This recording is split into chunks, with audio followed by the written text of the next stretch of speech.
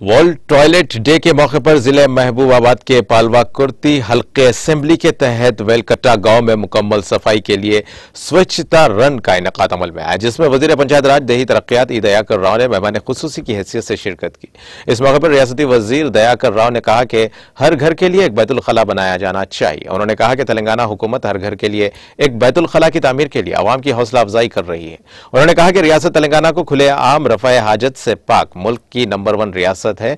इसके अलावा अगर कहीं भी खुले में रफ़ाए हाजत की हालत हो तो फौरी तौर पर उसकी छानबीन की जाए। उन्होंने कहा कि खुले आम रफ़ाए हाजत से परहेज करने से मुतालिक अवाम में शऊर बेदारी पैदा करने की जरूरत है।